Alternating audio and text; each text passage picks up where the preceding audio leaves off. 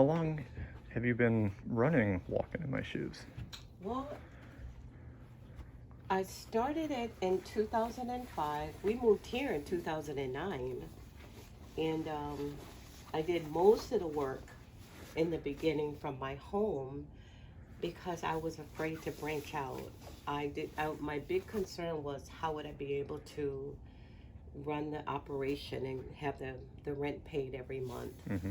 So that was my biggest fear. But then some money had came in and I used that and I paid 6 months rent to get us started.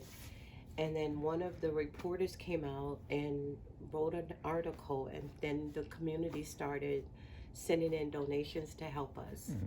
That's really how I got started. What were some of the first services you offered? The backpack program. That was the only program I was doing at the time.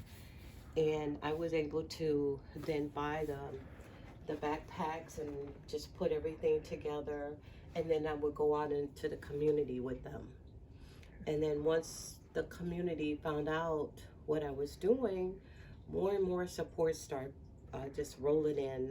So how did the services evolve? What kind of things do you do now Oh, it beyond the backpacks? evolved over the years. Hmm. Yes, because when word got around that I was out here, then my numbers started exchanging hands.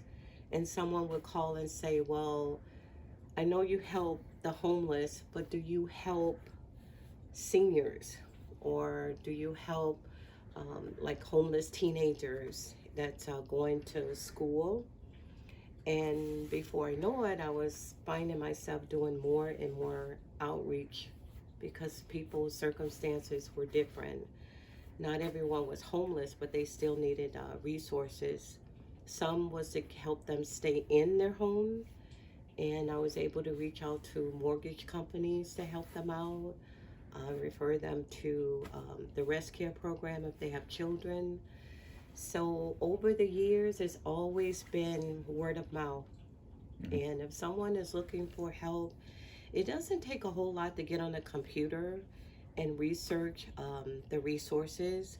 We're registered with 211, and that gave people more insight as to what kind of services that we provide. But it wasn't that I couldn't help them. It's what they needed help with. And I just thank God that I've been doing the same thing year after year, and it's actually reducing homelessness.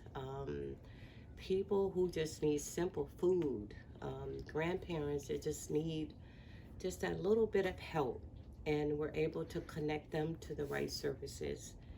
And so I thank God for this ministry. In the beginning, I never thought that I was just thinking I'm going to be doing a backpack program. But when I found out that there was more of a need, it needed to be fixed, it needed to be met. And now anyone can call and ask for help, and I'm there. How do you see the future going into 2022? Well, my future is moving into our bigger building so we can. I'm looking to just step back a little and hire someone to be able to at least be the director of the program.